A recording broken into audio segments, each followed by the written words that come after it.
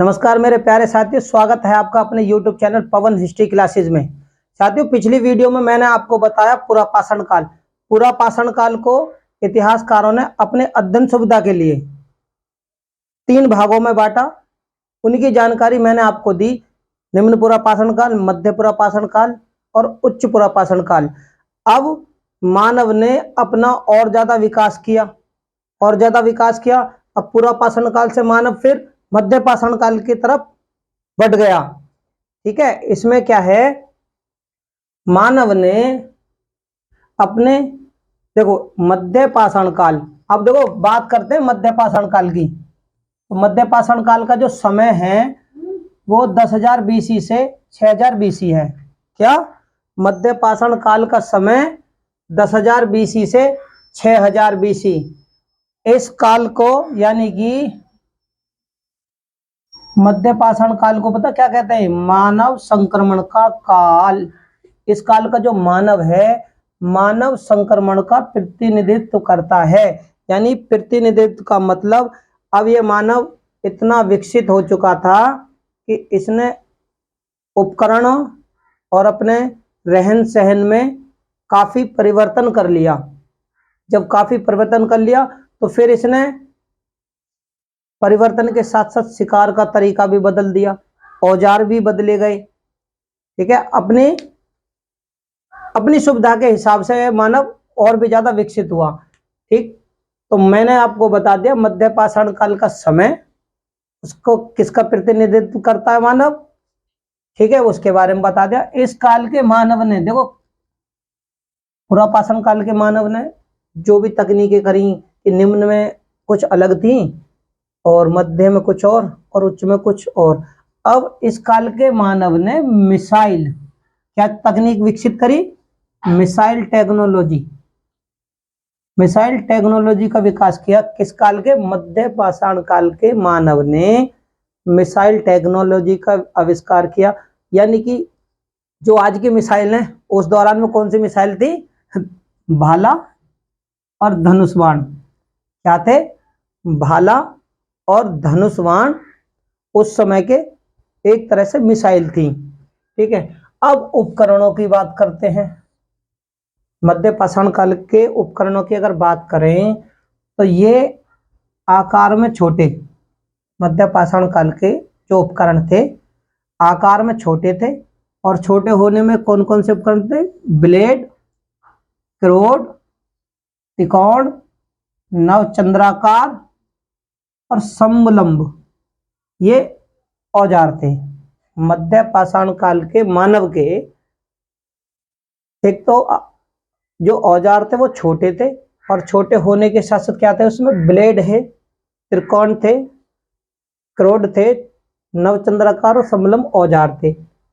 अब इस मानव ने और क्या विकास हुआ इस मानव में? तो इसने क्या करा? शिकार तो कराई। अब इस मानव ने एक चीज सीखी, खाद्य संग्रह। जो खाद्य संग्रह था, खाद्य संग्रह करना भी सीख लिया। अब ये भोजन भी इकट्ठा करने लगे। शिकार के साथ साथ अब ये भोजन भी इकट्ठा करने लगे। अब इस मानव ने सबसे पहले क्या? मध्य पाषाण काल के मानव ने, पूरा पाषाण नहीं, केवल मध्य पाषाण काल। मध्य पाषाण काल के मानव ने सबसे पहले किसको पालतू पशु बनाया था? कुत्ते को। मध्य पाषाण काल के मानव ने सबसे पहले कुत्ते को अपना पालतू पशु बनाया। अब इसमें बात करते हैं मध्य पाषाण काल का जो मानव कंकाल पहला, मध्य पाषाण काल के अंतर्गत मानव कंकाल का पहला अवशेष।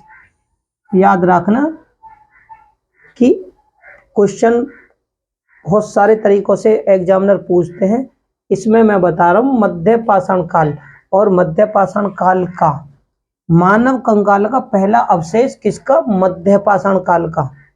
याद रखना, पुरापाषाण काल या निम्न या मध्य उच्च वाले का नहीं, केवल मध्य का, मध्य पाषाण काल के मानव का।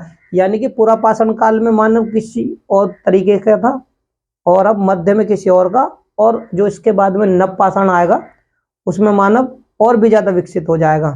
तो मैं आपको बता रहा हूँ, मानव का पहला कंकाल का जो अवशेष है वो कहाँ से मिला? प्रतापगढ़ उत्तर प्रदेश। प्रतापगढ़ उत्तर प्रदेश के सराय नहराय। कहाँ से मिला? सराय नहराय से।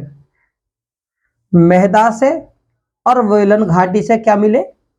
मेहदा और वेलन घाटी से हड्डी और पत्थर के उपकरण क्या मिले? मध्य पाषाण काल के हैं ये सब, हड्डी और प्रस्ती के उपकरण। और 3 युग्म समाधान, यानी एक चीज में 3 समाधानों के साक्ष्य भी हमें मेहदा और बोलन घाटी से मिलते हैं। ये सारी चीजें मध्य पाषाण काल की हैं, इन्हें आप नोट कर लेना। जो मैं समझाने की कोशिश कर रहा हूं उन्हें थोड़ा समझ लेना। बागौर से, अब मध्य पाषाण काल का था बागौर। बागौर से हमें क्या क्या चार्ज मिली? पाषाण काल में लोहे उपकरण, यानी पत्थर के और लोहे के उपकरण और मानव कंकाल। भाई मध्य पाषाण काल से हमें क्या मिलता है? बागौर। बागौर राजस्थान। क्या मिला हमें यहां से?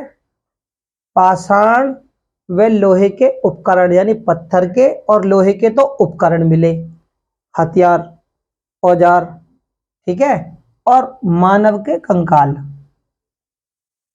बागौर से भी हमें मानव के कंकाल मिल गए और प्रतापगढ़ सरायनारा से। अब इन दोनों में अंतर यह है कि सबसे पहला जो अवशेष मिला वो प्रतापगढ़ के सरायनारा से, उसके बाद में हमें जो मिलता वो बागौर से, ठीक है, मानव कंकाल मिलते हैं। अब एक इसी में मध्य पाषाण काल में ही लेखनिया से, मध्य पाषाण काल से ही लेखनिया से क्या मिला हमें? 17 नरकंकाल। 17 नरकंकाल कहां से मिले? लेखनिया से। कहां पे? कौन से काल में? तो मध्य पाषाण काल में, ठीक है। और चौपानी मांडो से, ठीक है। ये भाई ये स्थल है, याद रखना, ये मध्य पाषाण काल के स्थल है। कौन से? प्रतापगढ़, सरायनाहर हो गए, बोलन घाटी हो गए। अब ये जो ना चौपानी मांडो, ये मध्यकालीन स्थल भी है, लेखनीय स्थल है, बागौर भी। स्थलों की बात करें तो हम ये भी लिख सकते हैं मेहदा, बागौर, चौपानी मांडो या लेखनिया, ये मध्यकालीन स्थल भी हैं।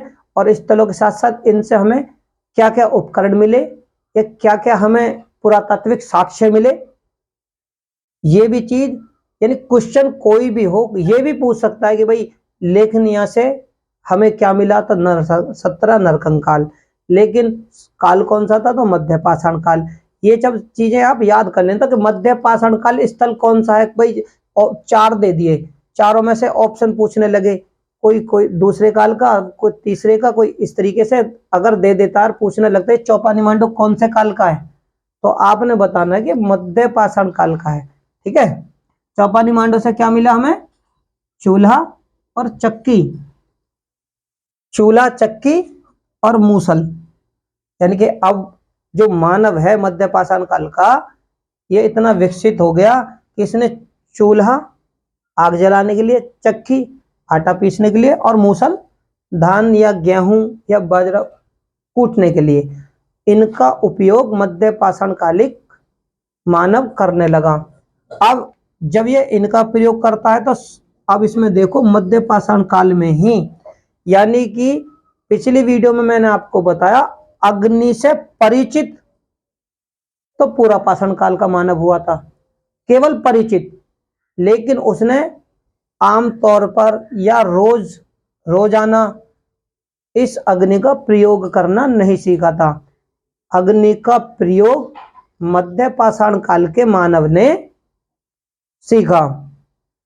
और यानी कि मध्य पाषाण काल से पूरा पाषाण काल अलग करता है। यही अग्नि का प्रयोग ही मध्य पाषाण काल को पूरा पाषाण काल से अलग करता है, ठीक है। तो मेरे प्यारे साथियों, मैंने जो आपको बताया केवल मध्य पाषाण काल से पूछे जाने वाली स्थल, अवशेष, औजार, उपकरण, ठीक है, समय, यानी कि जो भी चीजें इनसे पूछी जाती हैं केवल मध्य पाषाण काल से, वो मैंने आपको पूरी जानकारी देने की कोशिश करी है। इससे ज्यादा शायद ही बाहर पूछे, ठीक है। अगर मेरी वीडियो आपको अच्छी लगे तो इस वीडियो को लाइक करें, शेयर करें, कमेंट करें, सब्सक्राइब करें। धन्यवाद।